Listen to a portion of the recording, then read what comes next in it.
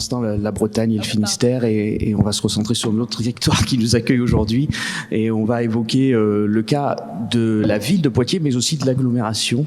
Et donc, je cède la parole à Sébastien Vardet. Bonjour à tous. Je vais démarrer par un graphe qui est un peu compliqué à lire, mais qui en même temps est assez riche d'enseignements. Donc ça, c'est un peu l'initiale de la stratégie du territoire aujourd'hui dans le cadre de la transition énergétique. On part en fait du schéma directeur des énergies. On est là sur les données de 2015 où on trouve à gauche les différentes énergies utilisées sur le territoire et à droite les usages pour lesquels on utilise cette énergie. Le premier enseignement, quand on a vu ce graphe, c'est la part qui est liée au transport, donc ça qui nous a interpellé énormément. On est donc, vous voyez là au-delà de 50%, et là évidemment la plupart de cet usage utilise du pétrole, donc des produits pétroliers. On retrouve ensuite en deuxième source l'électricité, donc vous retrouvez en haut à gauche le gaz naturel, donc toujours une énergie fossile. Le total fait en gros 70 à 75% de fossiles donc sur notre territoire. On est sur 5900 gigawattheures d'énergie, donc ça parle peu, j'ai presque envie de dire que ça n'a pas spécialement d'intérêt. Ce qui est aussi intéressant, c'est de voir où est-ce qu'on retrouve ces différentes énergies. Donc on voit que le gaz se répartit à peu près de façon équilibrée sur la partie habitat et tertiaire. On a très très peu d'industrie. Donc ça, c'est aussi l'intérêt de ce type de schéma, je pense, au niveau local. C'est que ça permet d'avoir des photos qui ne sont pas nationales, mais qui sont bien liées à notre territoire. On voit que le travail à faire sur l'industrie, alors non pas que ce soit négligeable, mais n'aura pas d'effet massif sur notre consommation et donc sur les gaz à effet de serre qui sont émis. Tout ça représente aussi, donc là je ne vous l'ai pas mis, mais une somme financière assez conséquente. On parle de 650 millions d'euros par an. Donc la consommation d'énergie d'un territoire, d'une collectivité comme Grand Poitiers, 200 000 habitants, c'est 650 millions d'euros par an. Si on fait rien à l'horizon 2030, sur les projections de l'AIE, on était donc sur une logique à 850 millions d'euros. En contexte plus local en ce moment, sur ce qui se passe depuis le début de l'année, le prix de l'électricité a fait x2 et le prix du gaz a fait x2 aussi. Donc ça veut dire que c'est des sujets qui sont à la fois éminemment importants pour les dépenses que ça représente, et puis ça a aussi un impact évidemment très très important pour les habitants, parce que là on est sur des fluctuations qui sont liées à des cours mondiaux, donc sur lesquels on a peu de maîtrise.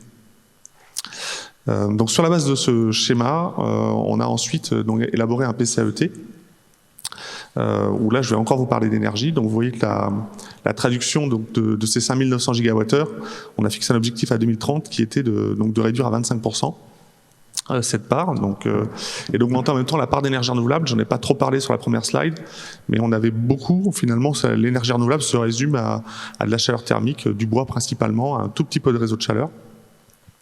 Et donc, en bon père de famille, j'ai envie de dire presque, on prévoit donc du coup de diversifier ces énergies renouvelables. Donc, vous voyez que la part du bois en bas reste à peu près équivalente, mais que par contre, on cherche à développer de l'éolien, du photovoltaïque. Et donc ça, c'est presque la première marche finalement, c'est déjà de diversifier, d'ouvrir toutes les sources, de pas se centrer juste sur un seul élément, mais de bien pouvoir ensuite, parce que là on n'est qu'à 2030, s'adapter au fur et à mesure des technologies, des évolutions qui verront le jour, de l'efficacité qui se développera aussi, pour que le territoire soit préparé à ce qu'on ne maîtrise pas en fait et à ce qu'on ne connaît pas, parce qu'on ne sait pas vers quoi on va en fait.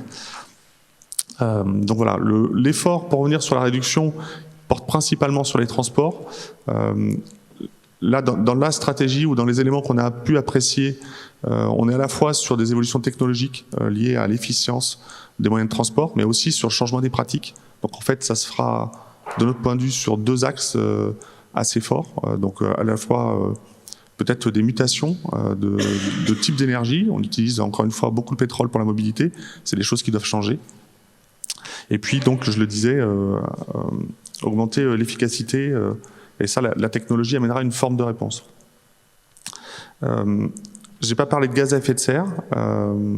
Aujourd'hui, ça représente à peu près, donc en 2015, 1200 kilotonnes d'émissions de gaz à effet de serre. la stratégie vers 2030 nous amène à 800 kilotonnes. On n'a pas cherché à quantifier dans un premier temps ce qu'on absorbait aujourd'hui sur le territoire. On a laissé tomber puisqu'en fait on est de l'ordre de quelques pourcents par rapport à ce qui est émis. Donc ça, dans la logique de développement durable, ça doit aussi nous interpeller. On a en fait, on émet beaucoup plus que ce qu'on est en capacité d'absorber. Donc c'est aussi un travail qu'on doit mener ensuite, qui est donc d'arriver à limiter ces gaz à effet de serre et donc à améliorer leur neutralisation. Tous ces éléments chiffrés, donc c'est ce qui nous sert en fait d'indicateur de base, et donc c'est ce qui nous sert aussi dans le suivi. Donc là on fait appel à l'AREC, qui tous les ans nous produit donc des statistiques qui nous permettent de suivre cette évolution. Donc là c'était important pour nous aussi de pouvoir mesurer quelles actions on mettait en œuvre et comment on pouvait agir sur la durée. Et puis au-delà de ces indicateurs, on a cherché aussi à entraîner le territoire derrière. Donc, ce PCAET se décline évidemment sur d'autres actions que l'énergie. On a aussi des actions sur la qualité de l'air, sur l'environnement au sens large, et donc sur d'autres leviers. C'est aussi quelque chose qui a été partagé. Donc, il a été soumis à une consultation. On a eu un travail participatif derrière pour essayer d'améliorer les différentes actions et qu'elles soient comprises par le territoire. Ça, c'est parce qu'il y a un autre élément aussi qui est très important, c'est que donc c'est un objectif, enfin c'est un objet réglementaire, le PCAET.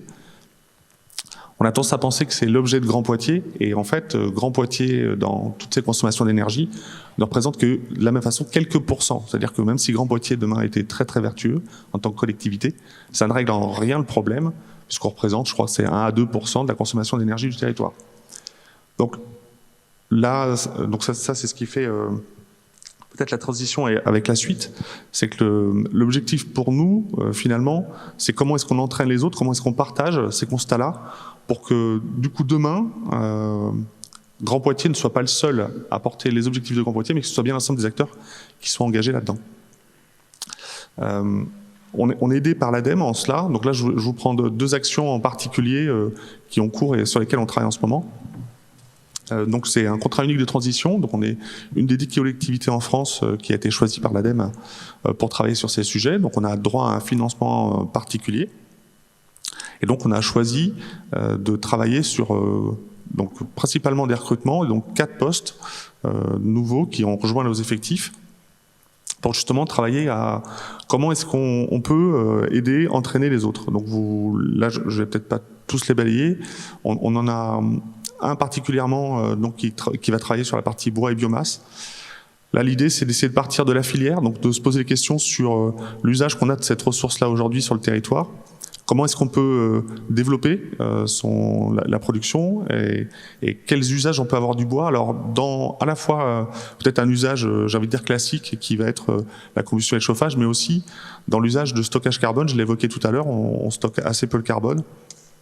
Donc là, on souhaite vraiment travailler et mobiliser l'ensemble de la filière sur ces sujets pour que l'usage de cette matière, qui est une matière locale, se développe le plus possible.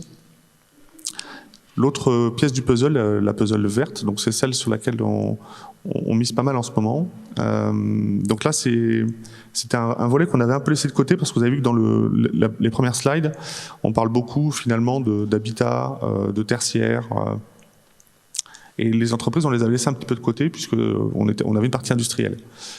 Finalement, on s'aperçoit que c'est un levier fort, parce qu'économiquement, ils interviennent évidemment à tous les niveaux de la collectivité, du territoire. Et donc, on souhaite décliner en fait un label, alors pour l'instant, on a résumé à engager. C'est comment on s'engage aux côtés de Grand Poitiers et comment les objectifs qu'on a définis, toutes les actions, sont reprises par les entreprises dans leur pratique quotidienne. Donc, comment elles se déplacent demain, quels sont les achats qu'elles réalisent, d'où viennent les matières premières, quelle est la politique de déplacement des employés. Donc, tous ces leviers-là, on souhaite en fait, et donc on crée un label, alors qui ne se veut pas être une critique, mais plutôt un accompagnement des pratiques des entreprises. Donc, comment on va les accompagner, donc les aider. Donc, vous voyez là, finalement, c'est un poste qui va travailler quasi exclusivement en fait pour l'extérieur et pas du tout pour la collectivité. Et puis à côté, donc deux autres deux postes, un qui est plutôt sur la partie donc le développement des énergies renouvelables, les nouvelles énergies, donc la mobilité gaz, hydrogène. Et puis un autre, donc là c'est moi ma partie, mais c'est plus en lien chez nous avec les déchets, mais sur le travail autour de l'économie circulaire. Donc ce contrat unique de transition, donc c'est une manne financière, vous le voyez là, c'est 350 000 € sur 4 ans. Par contre, on a aussi des objectifs donc, qui se traduisent par une augmentation de notre note Citergy de 8 points. Donc Citergy, pour ceux qui ne connaissent pas, c'est un label européen. On est audité en externe par quelqu'un qui vient nous voir tous les ans et qui regarde l'ensemble des actions pour voir où est-ce qu'on progresse, comment on progresse. Et quand on n'avance pas assez, eh ben, on a des mauvaises notes. Donc là, l'objectif pour nous, c'est de travailler donc sur ces 4 ans à augmenter cette note de 8 points de label. Ça a d'autres incidences aussi. On est donc nous sur un niveau label Citergy. Les meilleures collectivités en France sont ce qu'on appelle Citergy Or. Et donc le travail autour de ces sujets-là fait qu'aujourd'hui, la collectivité souhaite s'engager vers l'atteinte du label Citergy Or. Donc travailler ces sujets-là, c'est aussi finalement motiver la collectivité, le territoire et les agents pour atteindre des cibles. Alors si c'est pas d'excellence, en tout cas faire partie des collectivités de premier plan sur ces sujets. Et puis une dernière action, donc c'est les réseaux de chaleur renouvelables. Donc ça c'est pour la mutation des énergies sur la partie chauffage. Alors on voit pas grand chose peut-être. Donc en vert vous avez déjà les chaufferies biomasse qui sont en service aujourd'hui. Vous avez en orange donc les projets qui sont développés, enfin qui sont en cours de réflexion, mais qui sont en développement un peu plus mûr, et puis en bleu, ce qui est en projet à moyen long terme.